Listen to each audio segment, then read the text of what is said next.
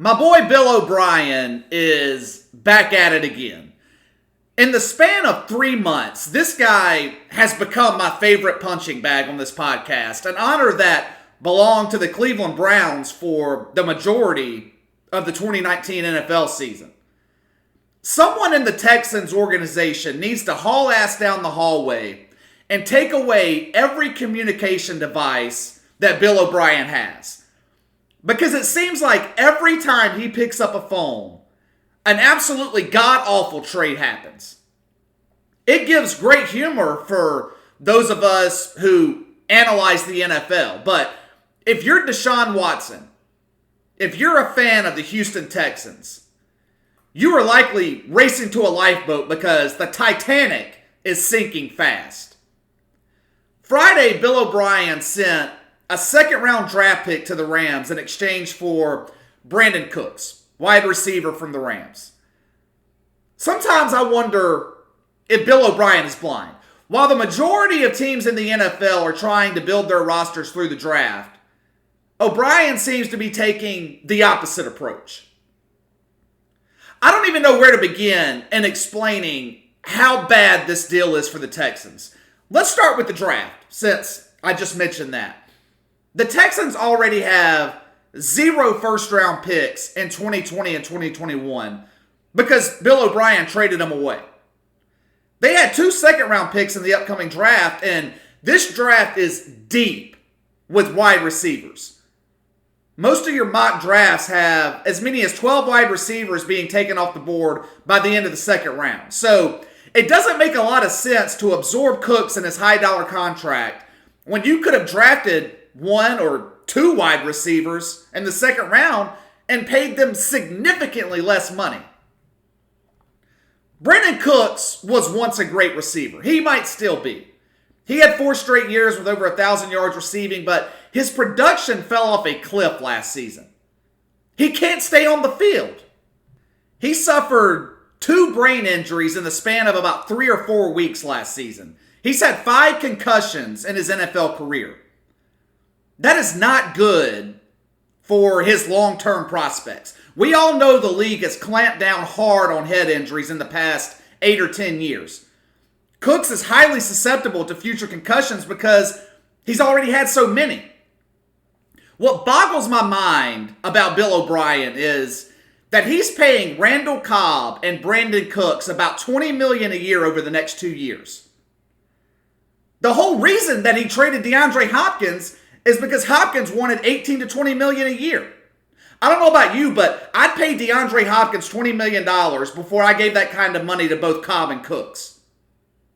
The crazy thing is, he fucking overpaid Randall Cobb. He gave him 3 years, $27 million with $18 million guaranteed. When I researched what the market value was for Randall Cobb, he was worth about $5 million a year. Here's another problem with the Cooks deal. He's got 4 years left on his contract. There's an out for the Texans after the 2020 season where they can release him, but I can't imagine that they made this trade to rent him out for 1 season and then let him go. This deal was made for the long haul. So assuming that he's not released after 2020, the Texans will owe him $20 million over the next 2 years. Here's the problem. They just guaranteed Randall Cobb $18 million. Cooks will be eating $20 million. The problem is, they've got guys coming up for contract extensions. They're going to have to pay Laramie Tunsil. They're going to have to pay Deshaun Watson. It's going to be harder to do that when you're giving 2 wide receivers a big bulk of your salary cap. Also, they're paying Kenny Stills and Will Fuller a combined $17 million in 2020. So the Texans have 4 receivers on their roster eating up almost $30 million. And they still don't have a number 1 receiver. Cooks and Cobb are number 2 options. They traded away their number 1 wide receiver, their franchise receiver, for crumbs. I gave myself a headache when I was researching this, just trying to figure it out. It's mind-boggling how fucked up the Houston Texans are right now because of Bill O'Brien. Here's what I don't understand. We just saw what happens to a team when they overpay players or they try to build through free agency. The Rams picked up Brandin Cooks from the Patriots 2 years ago. They gave him a huge extension. Then gave running back Todd Gurley a big extension. Then gave Jared Goff a huge contract. Then traded away their first-round picks in 2020 and 2021 for Jalen Ramsey. Then they proceeded to miss the playoffs. With all that high-priced talent, they missed the playoffs. And now neither Brandin Cooks or Todd Gurley's on the team. It was a disaster for the Rams. So I don't understand why Bill O'Brien thinks he can make this work. Every move he's made this offseason has been disastrous. What he's done, he's basically traded away DeAndre Hopkins for Brandin Cooks and handicapped running back David Johnson to move up 17 spots in the second round of the draft. Does that sound like a good deal to you? All of this could have been avoided. All Bill O'Brien had to do was give DeAndre Hopkins what he wanted, which was $20 million a year. Instead, he's potentially giving that money to Brandin Cooks, who is one head injury away from the end of his NFL career. Hell, there was speculation after the head injuries he went through last year that he was going to have to retire. What it looks like to me, in a matter of weeks, Bill O'Brien has made the Arizona Cardinals a better team. He's helped the Rams financially, all the while making his own team worse. The Texans overachieved last season. Now they're going to be playing without DeAndre Hopkins, the one constant on this team the last 7 years. You look at the consistently good teams in the NFL, the teams that are fighting for the playoffs damn near every year. They have a couple of things in common. Great head coach, elite quarterback, and they build through the draft. When is the last time the New England Patriots overpaid someone in free agency? The Saints, they draft well damn near every year. Steelers, Seahawks. These teams don't trade away draft picks. Bill O'Brien's taken the opposite approach. The moves that he's making, he's acting like he has an aging quarterback and the Texans had to go all in 2020. Deshaun Watson is 24 years old. He's entering the prime of his career. There was no need to mortgage the future. Disaster, disaster, disaster. I can't make any of this make sense. To summarize the Texans offseason thus far, it started with DeAndre Hopkins wanting more money. That pissed off Bill O'Brien, so he trades him to Arizona for a handicapped running back and a second-round draft pick. Then he overpays Randall Cobb. Then he sends the Texans' second-round draft pick to Los Angeles and absorbs the expensive contract of Brandin Cooks. A guy the Rams wanted to keep so bad, they're eating nearly $22 million in dead cap space just to get rid of him. Brandin Cooks is on his fourth team in 4 years. Oh yeah, Houston also got a 2022 fourth-round draft pick from the Rams, but Bill O'Brien won't be able to use it because he won't have a job at that point. What he's basically done in the span of 1 month, Bill O'Brien has traded a Rolls Royce for a Dodge Dart. This is the definition of insanity. And we've still got 5 months left in the offseason for Bill O'Brien to fuck up even more. I cannot wait to see what franchise debilitating decision he makes next. All right, let's get to Rex Ryan. Rex Ryan is also back at it again. He's made it a habit lately of pissing off people throughout the NFL community. We talked on Thursday about his comments regarding Amari Cooper's contract extension. What was lost in all the chastising and finger pointing was that Rex Ryan was absolutely right with his comments about Amari Cooper. Now the target of Rex Ryan is Geno Smith, his former quarterback, the guy he drafted. Ryan was on ESPN Wednesday, and the topic of discussion was Tom Brady and Bill Belichick. They were talking about whether or not Bill Belichick would have been as successful if he didn't have Tom Brady as his quarterback.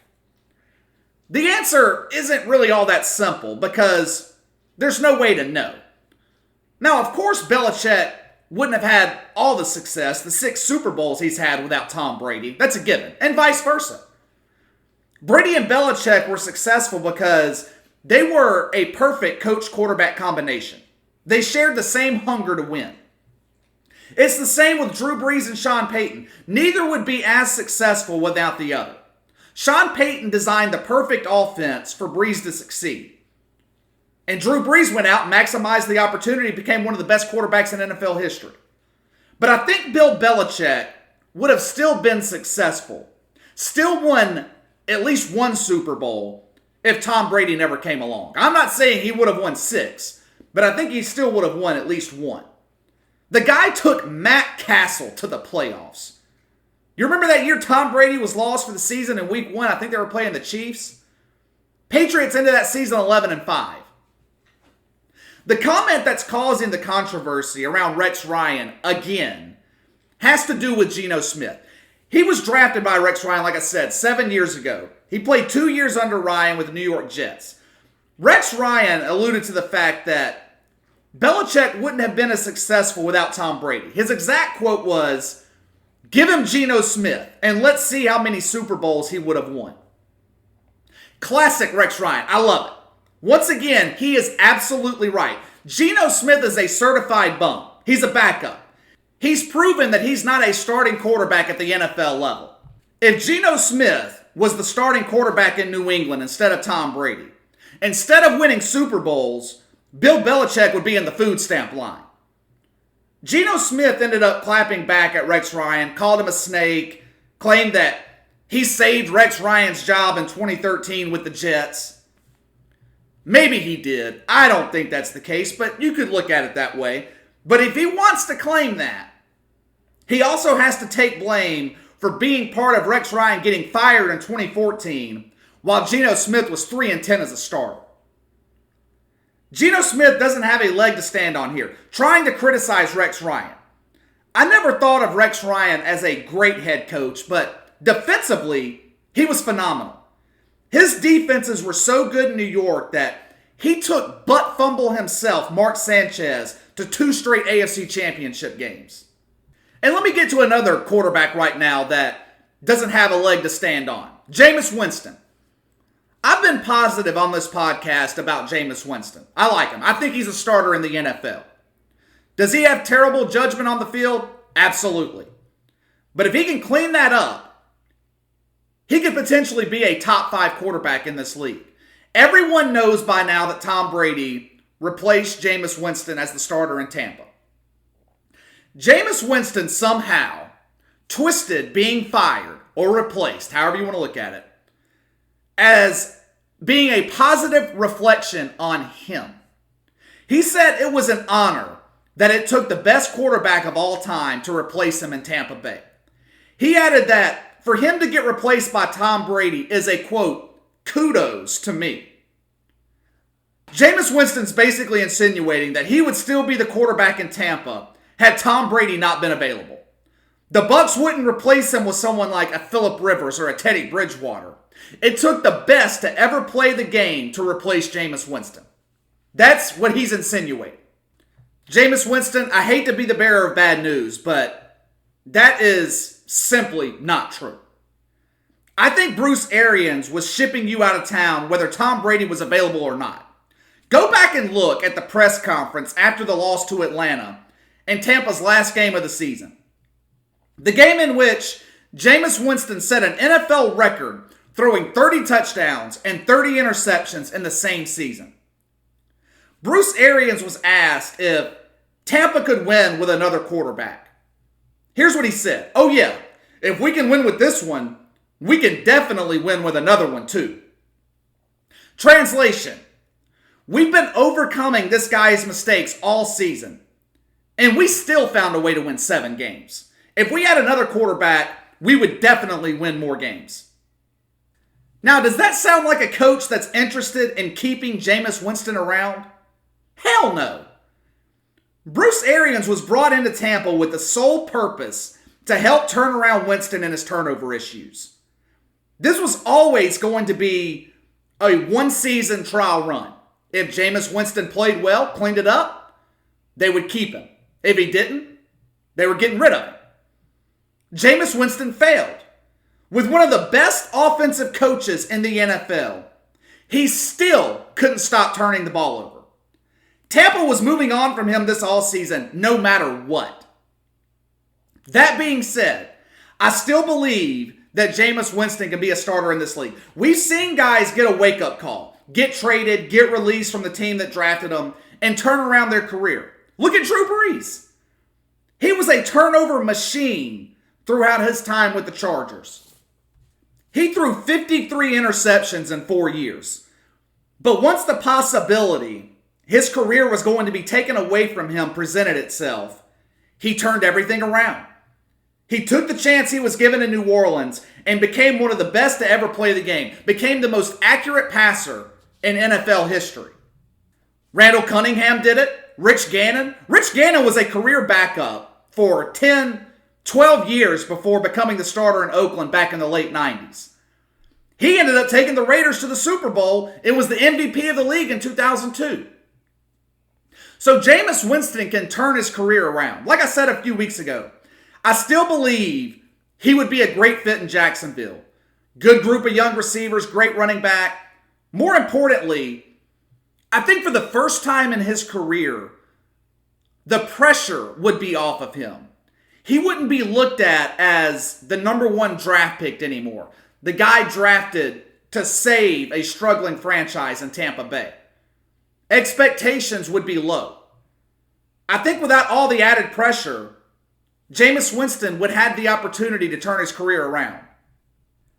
All right, let's switch gears for a second. This next topic isn't really a big news story. If you blinked Friday, then you probably missed the announcement. The only reason I even bring this up is because I told you guys months ago that this would happen. I admit when I'm wrong on this podcast. A couple weeks ago when I was talking about why the Texans should fire Bill O'Brien, I mentioned that Bob McNair would eventually have a decision to make between O'Brien and Deshaun Watson. I had a listener point out to me that Bob McNair was dead. He died back in 2018. I had forgotten all about that. I actually appreciate the guy that pointed it out. Obviously, Bob McNair won't be making any decisions. His son Cal will. So if I'm going to admit when I'm wrong, I'm also going to admit when I'm right. And I'm in the mood to pat myself on the back a little bit this morning. The XFL suspended operations Friday morning. And there are no plans to bring the league back in 2021. As one XFL staffer put it, it's done. It's not coming back. Ray Charles could have seen this coming. But if you listen to the mainstream sports media back in January and February, you would have thought the XFL was going to be around long term. They couldn't stop parroting about how great this new football league was. That's the problem with the mainstream sports media. If you work for Fox or ESPN, ABC, whatever, and your network is carrying XFL games, you can't go on the air and tell the truth. You can't say that the XFL sucks, that it's boring. Which is the truth. If you don't believe me, go check out how the ratings tanked week after week. It was easy to see after the debut weekend, the XFL was fucked. I can't remember the exact number. I think it was something like 3 million people tuned into the first game. Media pundits were talking about how much better the XFL was compared to the first iteration of the league back in 2001. Well, no shit. When you have nowhere to go but up, it's hard not to improve. The first rendition of the XFL was an embarrassment to the game of football. Vince McMahon, he did take it more seriously this time around. It did actually resemble football, but it was still bad. The truth is, it didn't matter what Vince McMahon did. The XFL was doomed from the start because spring football will never work in America. Why will spring football never work in America? Because the NFL has all the best quarterbacks. At the end of the day, great football comes down to quarterback play. They're the stars. Even in the NFL, there are only a handful of teams that have elite quarterbacks on the roster.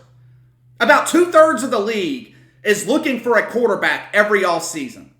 So if teams in the NFL have a hard time finding a quarterback, how the hell would a minor league football league like the XFL find enough great quarterbacks to have a legitimate league? The short answer is they can't. It was a nice try by Vince McMahon. One good thing that came out of the XFL was a few players got a second chance at playing football again. They were picked up by NFL teams. But I hope this is the last we see of spring football leagues. We had 2 spring football leagues fail in consecutive years. The next time a billionaire thinks he can start up a new football league in this country, maybe they should just donate that money to their employees instead. Put it to good use. All right, moving on. It's been about a month since the NBA suspended the regular season because of the COVID-19 outbreak. If you're like me, then you were patiently waiting for the day that sports are back and we return to normal everyday life. Now, when will that happen? Who knows? If you listen to Fox News, then we should be returning to normal life sooner rather than later. If you listen to CNN, we should never return to normal life and should stay inside our homes until we cease to exist. Earlier this week, I talked about how important sports are to those of us who live in America. I feel like sports have a bigger impact on the country socially than the politicians do. The NBA led the way in shutting the country down due to this COVID virus. It wasn't the government. It's easy right now to get swept up in the doomsday theories. We should never shake hands again. Don't hug your wife.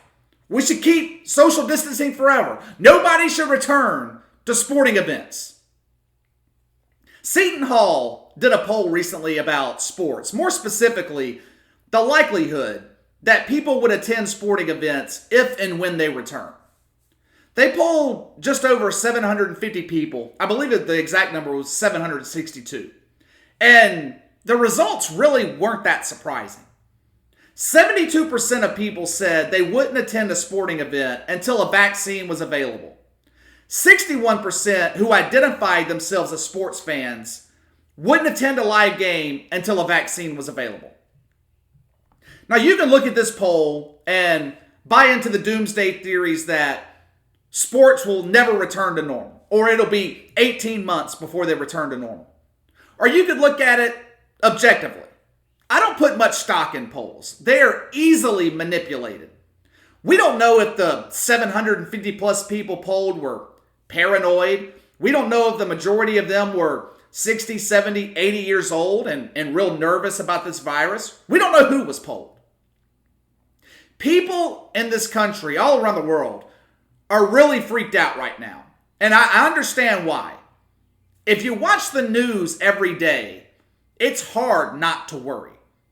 Which is the primary reason that I don't watch much news. It will fuck with your head. If these shutdowns continue past April, I'd like to see what these poll results would be 30, 60, maybe even 90 days from now. Because eventually, people are going to have enough. We can't sit still, can't sit home forever. Eventually, we're going to have to return to normal, whether we have a vaccine or not. We can't sit and stand by for 18 months waiting on a vaccine. You ever heard of the saying, if you build it, they will come? According to that poll, 39% of sports fans would be willing to attend games today. If the NBA opened back up, there's no doubt attendance would be sparse at the beginning. But eventually that would fade. The fear will fade away. And people would start going to games again. Things would return to normal. Now, I'm not saying the NBA should open back up today, but come June, July, maybe even May, it could happen. The majority of colleges and universities receive the bulk of their funding from college football. The NFL, the NBA, Major League Baseball, these are multiple billion-dollar businesses. ESPN, Fox Sports, Sports Radio, all of this depends on sports going on to keep talking points going, to keep content on the air. Without anything going on, you run out of things to talk about. Without sports, ESPN and other sports networks cease to exist. My point is, this shutdown can only be tolerated for so long. Eventually, players are going to start complaining about not getting paid. They'll start complaining about the decrease in the salary cap due to the fact that the leagues and the teams aren't making any money right now, which directly impacts their pay for the following season. Not only that, what about the majority of the population who's not getting paid right now? The people who can't go to work. How much longer do you think people are just going to stand by and not go to work to be able to support their families? Americans are patient, but after a while, people's patience begins to run out. I don't buy into this notion that the NFL season won't begin at its normal time. I don't buy into the notion that the NBA and Major League Baseball won't be played this summer. Eventually, this virus will level off. If you look at some of the numbers, it's already happening in a lot of places. We were warned a week ago that the next 2 weeks would be the worst 2 weeks of this pandemic. We still got a week to go. Most of the initial projections that predicted this virus will kill millions of people in this country have been proven false. The mortality rate of this virus drops every day. So, I'm not buying into the doomsday scenarios when it comes to sports. The news media makes their money on negativity. Turn on your local news any night of the week. They're not leading the news with stories of the firemen climbing up a tree to save grandma's cat. They're leading with murder. They're leading with armed robbery, gang violence. Back in the 80s and early 90s, you couldn't turn on a news broadcast without seeing stories about John Gotti and the mafia. Negativity sells. It gets ratings. Even in sports media, negativity sells. It's twisted, but it's true. Antonio Brown was a big story in the NFL all last year. And there was nothing positive about that. He wasn't even on the field, and the media kept talking about it. Michael Vick led the news for months when he was caught dogfighting. So the media's job right now is to sell you the worst case scenario every day, hour after hour. Nothing but negativity. The most negative outcome, which when it comes to sports and life in general, is nothing returning for 12 to 18 months. I still believe that by summer, we will return to our normal lives. I think we could be returning as normal as late May. Who knows? China's already opened back up. Other countries in the world are beginning to return to normal. Eventually, America will return to normal as well. All right, that's all for today, guys. I'll be back on Tuesday. Make sure to hit that like and subscribe button. Click that notification bell to receive all updates from the channel. Leave me a comment in the section below. Let me know what you think about the podcast. You can follow me on Twitter at KC_BTL84. Enjoy the rest of your weekend, and I will see you on Tuesday.